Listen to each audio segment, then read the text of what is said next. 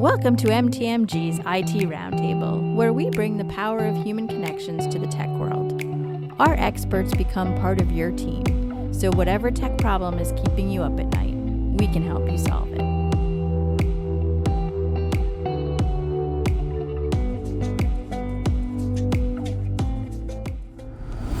Joining us today is Michelle Pope, MTMG's brand new business transformation consultant. We are so lucky to have met you, and even more lucky that you've decided to join us and help the firm on our quest to help companies.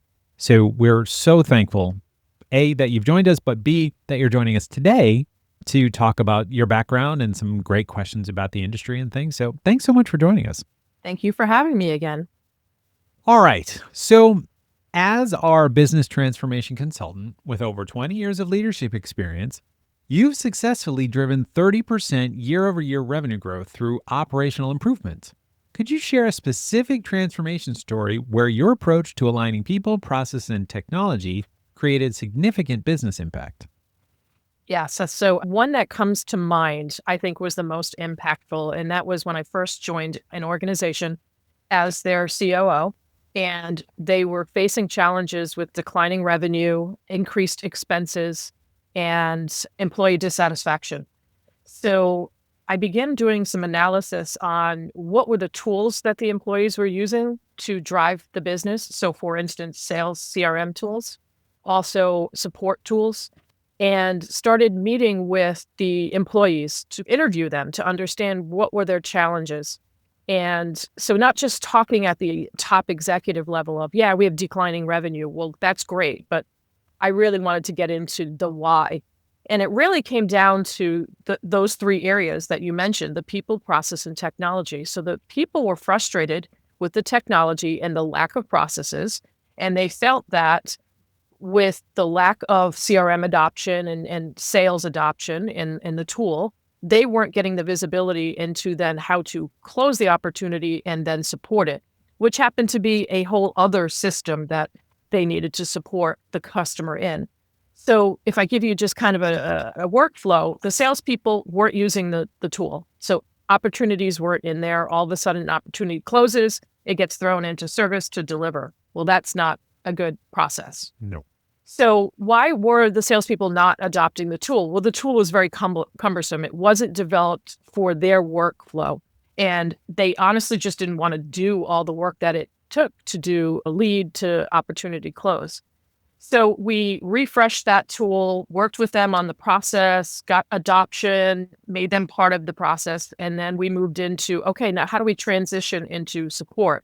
Well, there was no link between those two systems. So you had to rebuild everything in the support tool. Well, then we created integration. So the process flow went into the support tools. And along the way, Paul, what we did was we included everybody within those teams or members of those teams. So they had a voice, they had input, and when it was built, they felt like it was something that they could adopt and use. As a result, we saw an increase in revenue, a decrease in administrative costs, and a decrease in hiring because we were able to sustain the workload with the existing staff. That's outstanding. And Joe and I've been in sales for years. I built a customer success team as well. And that getting salespeople to do anything is very difficult. Getting them to fill out forms or use a CRM is always a challenge because they just want to be talking to people. They want to be selling. They don't want to be doing anything else. So working with them to make it part of their workflow, that was really smart. The second thing is always that handoff between the salesperson and the people that have to fulfill it. If that isn't smooth, there are so many areas that can go wrong. So completely right on the money. Yeah, absolutely. When I first came in, the sales executive that was running the organization said to his people, if it's not in the CRM, it doesn't exist. Well, that was brute force, right? So they were still doing what they wanted to do anyways, but maybe they just weren't getting credit for it. And there was such walls between sales and service because of this dysfunction. So we were able to break down those walls and get the two teams working really well together. Outstanding. That's great. Well, Michelle, first of all, welcome aboard. Pleasure Thank you, Joe. to have you. Now, you've positioned continuous improvement as a mindset, not just a methodology. So how do you help mid-market companies transition from those project-based improvements into making that a sustainable culture of continuous improvement? Great question. So it really comes down to the mindset of leadership in the organization. So typical leaders, when they have a problem within the organization, they tackle it as a specific isolated problem. So that project-based approach. And they're not looking at the upstream and downstream effects of what could be causing that issue as well. So again, it's that collaborative approach, bringing representatives in from each area of the business to collaborate on what are we trying to solve? What is the problem? And how do we need to get there? How do we work with the teams internally? How do we work with the leadership to understand what is the outcome that we're looking to achieve? And there's many frameworks you can use. Personally, I was a lean continuous improvement executive within my organization, and we use the lean methodologies. But you don't have to use the full-blown lean methodologies to actually tackle a problem. You could do a Kaizen, a whiteboard session, map it all out, understand the upstream and downstream effects. But the biggest thing is you need, as I mentioned, the leadership buy-in. This is going to take time from your staff. So you're going to say, well, if they're part of this lean initiative to really revamp the sales process, they're not selling.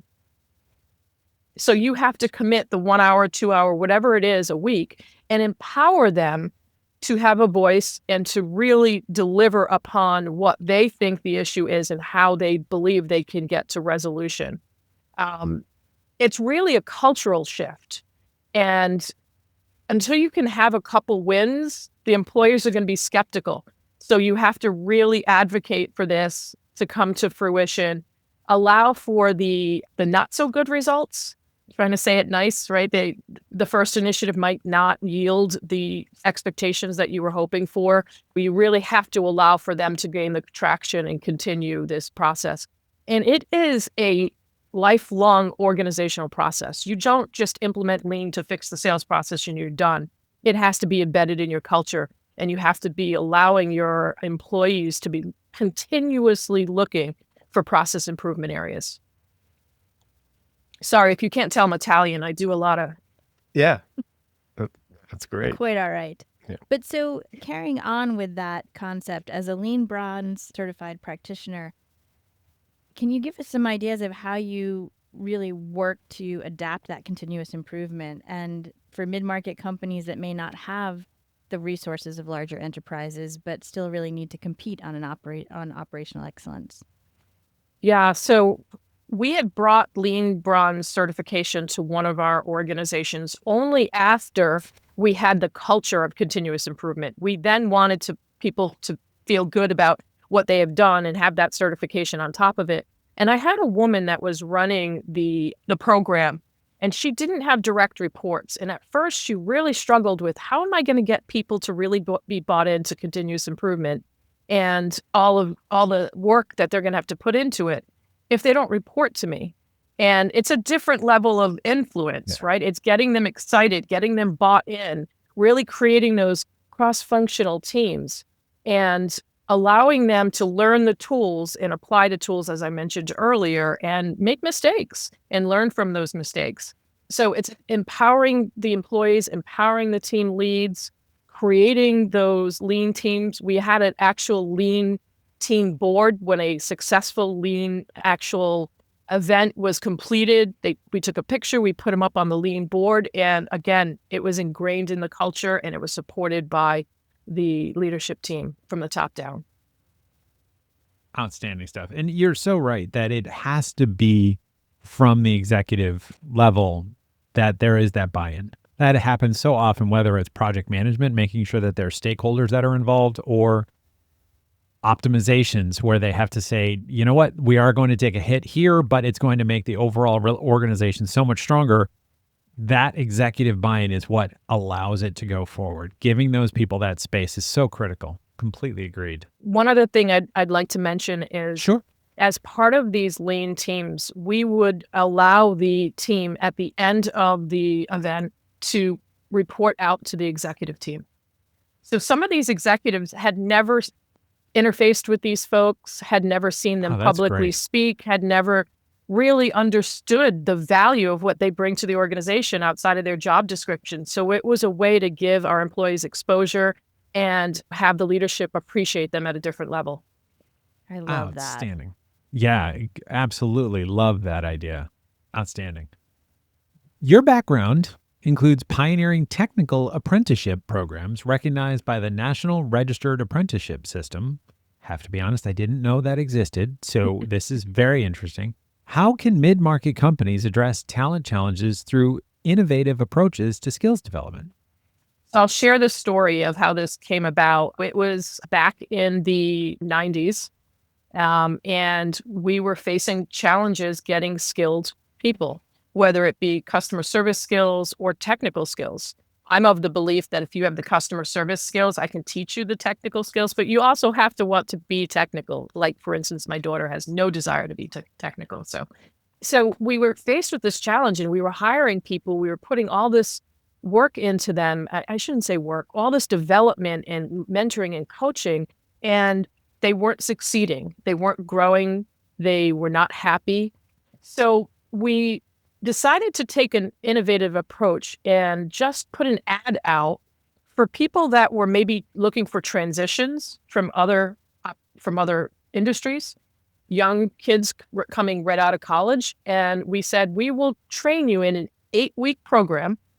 And in that 8-week program, we will pay you to be in that program. And at the end of 8 weeks, you will certify, you will test, you will go through a whole process with a board to see if you will be selected as an employee in the organization full time. And those that did not make it, we actually helped recruit into other organizations or other positions. I think one of my favorite success story was a gentleman that came to us that was a plumber. And he wanted a career change. He always enjoyed tech, but he could never break into the industry. And he is a very successful engineer to this day. And it was just so rewarding working with folks that were of all ages, transitions, right out of college. And we ran that program for years until and unfortunately, the new organization did not like that program and it was cut out of the organization. But I think it's a good way for companies to understand how to find talent in places that just it's not LinkedIn or it's not engineering forums. That is great. And such a valuable program. I knew about the National Registered Apprenticeship System. Paul did not, but I knew about it. So here's a question that comes up quite a bit in every podcast that we do, every conversation that we have. And so when you look at current market trends, a lot of mid-market companies are balancing cost management with the need to invest in AI and innovation. So what practical advice would you give executives about prioritizing the transformation initiatives so they can deliver both immediate efficiency gains and a long-term competitive advantage? Well, the first thing I would say is understand what your business goals are. I've seen many organizations just say, oh, we want AI. AI is the next thing, right? And we're going to partner with this company or we're going to invest in this software. And they don't really understand what they're trying to gain out of AI. So if you look at your business goals and then understand how AI can help transform those goals, that's the first step.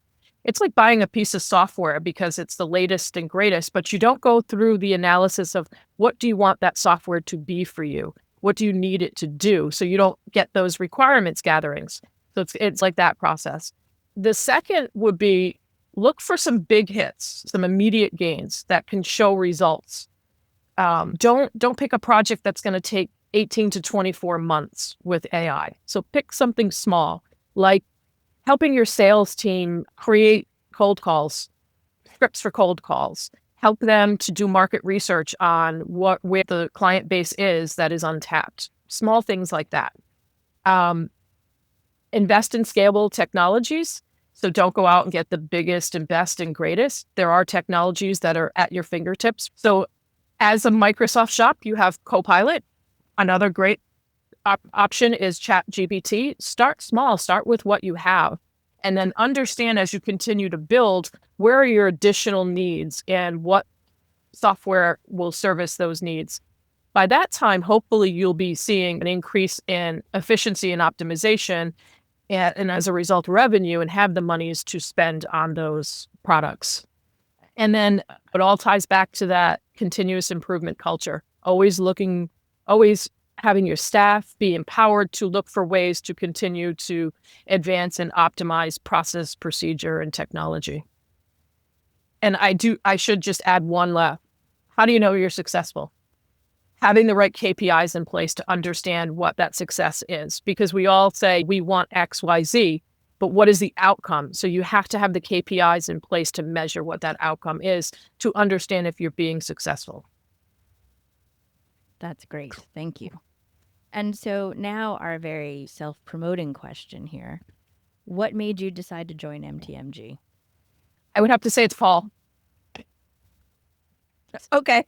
I'm Can you elaborate? Yes, I am half kidding. So I first met with Paul and we talked about MTMG and the approach. I'd been doing some consulting on my own and looking for that next step in my career journey. And just in talking with Paul and then next Joe and understanding the culture, it's just a people-centric approach to working with your customers. And that has been my entire career, building high-performance customer service organizations. It has been our differentiator in many organizations, high touch, high value, whereas other organizations have tried to just take the automated people process and just don't give the customer a person to talk to unless it's absolutely needed. So that high touch, customer-centric approach, the collaborative culture, everybody I've met in MTMG, we talk a lot and we collaborate. You'll notice that when somebody's posting something, we're all jumping in and we are elaborating on our experiences, enforcing the message that they're giving to the folks. Industry expertise. One of the things in talking with Paul at first was he had recognized a gap in the team's expertise and was hoping that I could help to solve for that gap. So really building upon what your customer need is. Where do we have the expertise to fill? Where are our gaps and where can we continue to work to improve upon those gaps? And then again, the overall, resonating message is the customer-centric approach. Well, that means a lot. And I'll take it as not half kidding that it was all because of me. But no, I think we hit it off so well when we first met just because we both have that same shared goal. And that's very much ingrained in Joe. And that's why we always hit it off so well. And Tara, she's run organizations on her own before with that same mentality, completely different industry. But the same mentality is all about, well, at the end of the day, the client has to be thrilled. That's what we're here for. And yes, some of what I'm doing now is finding gaps that, whether it's in the client's own infrastructure or it's in ours, it's trying to solve those things. So completely agreed. And we're so thrilled to have you on board because you do fit so much into that mindset. So we are very lucky. But now is the time that we get to ask you the more than mere genius questions. Yes, we do love to brand here. So that is the MTMG questions, more than mere genius. These are just about you, the person, just so people can get a sense of who you are behind the title and the work. But outside of work, what's an activity that you're passionate about? I think we talked about this on another podcast, but it's something that most people don't know about me. I was faced with an injury that left me less than mobile. I didn't want that to impact my quality of life. So I started kickboxing to help with an ACL recuperation. I take PT very seriously and I wanted to take it to the next step. So put my brace on and started kickboxing. And I went through PT and was able to take that brace off and almost 90% function on that knee. And as a result of that, I really found helping others beneficial. We have all sorts of folks that come to the kickboxing gym of all ages, all ailments, and being able to help modify exercises and work with them to help them achieve their fitness goals was very exciting to me. And one day I got the tap on the shoulder. Hey, we're looking for more instructors. Would you like to come be an instructor? And I said, well, great, but I do have a full-time job. So I do it one night a week and Saturdays, and I work to help other people achieve their fitness goals. And it's very rewarding. And I liken it to working from a different side of your brain. It's very true. It's a little different than a boardroom, but I guess maybe not all that different, depending on the board. Yeah, well, that's great. And that's why we're here too, to help people. Mm-hmm. Name one book or podcast that has inspired you. So I'm not going to go into my personal reading because those are more like murder, mystery, things like that. And that shouldn't be an inspiration. I'm going to go to a business read, and that is Jim Collins' Good to Great. I still use that today in every conversation that I have when I'm working with leaders to evaluate their employees. I've seen leaders quickly say the individual is not the right individual for the organization and want to write them off. In my opinion, that's as much a failure on the leader as it is on the individual. So what I will help to foster is that, do you have the right person? And maybe they're just in the right role, not in the right role. Maybe they don't have the passion because they don't like what they're doing. Have those conversations, mentor them, and understand where they may be a better fit. And I'm also of the belief that at some point you will outgrow the organization or they will outgrow you. If we can come to that day together, we have a lifelong partnership that you never know if we're going to meet again. Yeah. That's brilliant. And before I go to my next question, I just want to point out that Joe referees wrestling in his spare time as mayor. No. One time. Well, you're doing it again though. So, I saw the baseball pitch. That was amazing form, Joe. It was. So we are just a wealth of information and force in a boardroom, no matter what you need. That's right. But anyway, can you talk? You have talked so much about how you mentor, but can you talk a little bit about someone who has mentored you, whether it's personal or professional?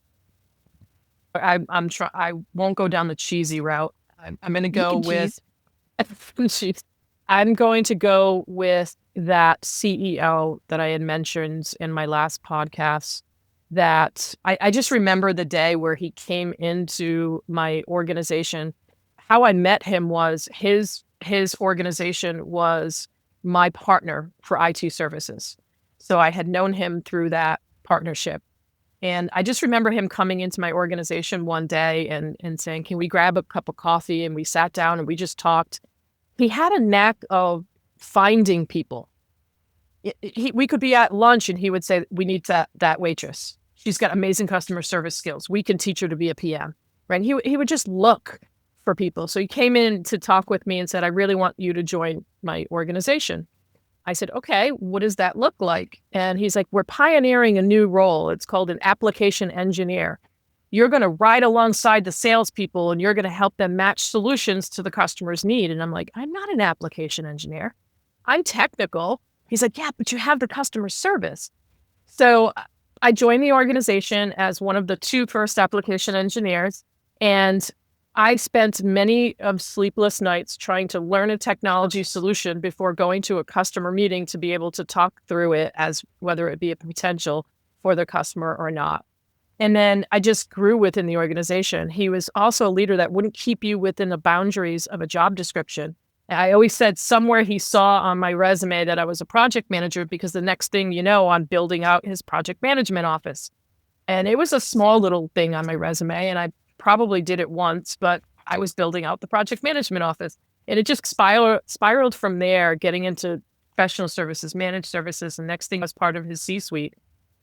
He just had an amazing way of finding talent, cultivating talent, allowing you to step outside your box and empowering you to make decisions, whether they were right decisions or not, and then learn from them. And we are still good friends to this day. Outstanding. Which talent that you do not have would you most like to? Wow. I was hoping you weren't going to ask me this one. Talent that I don't have. So I go back to a game that me and my daughter played, and she said, I said to her, if you had a superpower, if you could have a superpower, what would it be? And she said, invisible. I want to be invisible. And I said, wow, why? Like, I was thinking because she could spy on people. And she's like, because I would like to just fly around, go around and help people without them knowing I'm helping them. So I would have to say, adding something to my mentor toolbox, it would be to promote and help people to learn and grow without getting the credit. You know, I've had people say, well, I wouldn't be where I was if it wasn't for you today, Michelle. And I always say, no, that's not true. That's not the case. I provided you something that you needed to do it on your own. And I helped mentor you throughout the process, but it was really you that did the work. So that's something that I really wish that I could be more like my daughter and be invisible. Nice. Very nice. If you could live anywhere in the world, where would it be? So this is going to sound like a cliche, but honestly, it would be Hawaii. I am absolutely in love and obsessed with Hawaii. We don't get there enough because it takes a while. I used to say, let's move to Hawaii so family and friends couldn't visit us as much. Well, when you live in Florida, it's just a cheap flight and they're always there. So, you know, I love the whole sustainable living and all of that, because you'd have to be able to do sustainable living because it's so expensive to live there. But yeah, a shack on the water, selling coconuts on the beach. That's my dream. Yep. Probably still a $500,000 shack, but Right. Yeah. Well, move to Lanai. That's where Dole owns most of the pineapple fields, and then Oh, wow. you can hang out with dolphins and everything. It's gorgeous. Oh, you that's could awesome. just have a little shack on the beach there. So, but anyway, this leads right into our next question. What profession other than the one you're in now would you like to try? Coconut farmer. Selling coconut shells. Yes.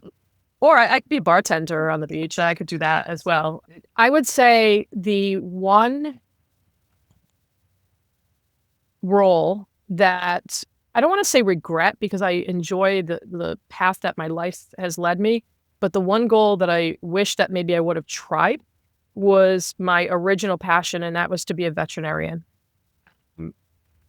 You know, the 8 years of school and all of the studying and what you had to do to be able to understand the different species of animals was a little bit overwhelming at the time. But I loved animals. And I think if I had gone down that profession, I would be living on a farm, because there would be no way any animal would go left unloved, and I would have them all at home and probably be single. But it would be helping animals and helping families to get their animals healthy and back into their lives. That's perfect. Now, Paul used to travel a lot, and I worked for a place that was an MSPCA. We were a satellite. And so thankfully he traveled, because there were many times that we had goats living in our house, but he was not home for. So Yes. I feel you. I absolutely can attest that is true. But I want to get a little serious here. So the next question is, who's your favorite superhero? Thought you said you wanted to get serious. That was sarcasm, dearie. Oh, okay. I'm going to say Wonder Woman. I'm really going to go with Wonder Woman. She is just, I'm not sure if I could say this, a badass. She does good in the world. She looks amazing in that outfit. And I wanted to be her as a child, right? The little bands, right? Mm-hmm. I think I might have even dressed up as her one Halloween. I didn't look as good as she did, but yeah, I'd have to say Wonder Woman. Great. Love it. It's funny. I never noticed the outfit. Yeah. What is your favorite sound? My favorite sound? Yes. I would have to say laughter. Ah. That just came to me because we were just laughing. Yeah. But laughter is such a good remedy for so many different things, and it energizes you. And my daughter has an amazing laugh, and she could just laugh at the stupidest things. It will make you laugh. So I would have to say laughter. That's awesome. Now, what is your favorite song when you're like stressed or you need a boost or? Can I tell a story? Yes. Yeah. So I love the 80s disco, not 80s rock. So, Lisa and the Cult Jam, Stevie B, for those of you that know the 80s. So I would drive my daughter to school every morning when she was in elementary school. And every time Samantha Fox song would come on, I would blast it. And it was called Naughty Girls Need Love Too. Yeah. And one day we were driving down the street in the car, all of us as a family, and the song comes on and you hear my 6-year-old daughter in the back seat saying, "Naughty girls need love too." And my spouse just looked over at me with the look like, really? But I would have to say it would be Samantha Fox, just because it always brings a smile to me and that energy. And when I'm at the gym, I always try to put the 80s on to energize people as well. Well, as children of the 80s as well, we share that with you. I wasn't always as big on the dancier stuff, but a lot of the new wave stuff was much more my thing. But I love the 80s too. So what is the one thing you most want to be known for after you're gone? The impact I've had on others, the selflessness, the person that you knew you could go to that would be there to help you no matter what it was. We kid around, and I always say I'm that person that you can call in the middle of the night because you've done something, and I'll be there to help you through it. I want to be known for that, for the person that people could depend upon and really reach out to, regardless if I could fix it or not. I was there and I could help you through the process. Whether that be friendships, whether that be in business, it doesn't matter. I think in the time we've gotten to know you, I would absolutely agree. And I think that's why we're so glad to be working with you. Because whether it's personal or it's business, you are that person that wants to go above and beyond and help, which is what Joe and I have talked about for a year on these podcasts. Is that's what we're trying to do. We wanted to create this organization to help, and that's just so ingrained in who you are. So thank you so much. I think this was a great. You're already there too. Yeah. Just hearing Absolutely. your past, Definitely. I'm sure that people think that about you now. So, job Thank well you. done. Thank you. Absolutely. So thank you so much. I think it's very clear that you know and love helping businesses and helping people in general. So I think this is outstanding. And anybody that wants to get in touch with you and learn how you can help their business, we absolutely will help do that. We'll share all the ways in the show notes and we'll go from there. But thanks so much for joining us. Thanks, everyone. This was great. It was fun. Appreciate it. So that brings us to the end of today's conversation. Thank you for joining us. If today's discussion resonated with you, please consider giving us a 5-star review. Your feedback not only supports our show, but also helps others find us. Thank you so much for listening to MTMG's IT Roundtable. We look forward to bringing you more conversations soon. Until then, take care and know our team is always here to help. Sláinte MTMG, guidance that empowers.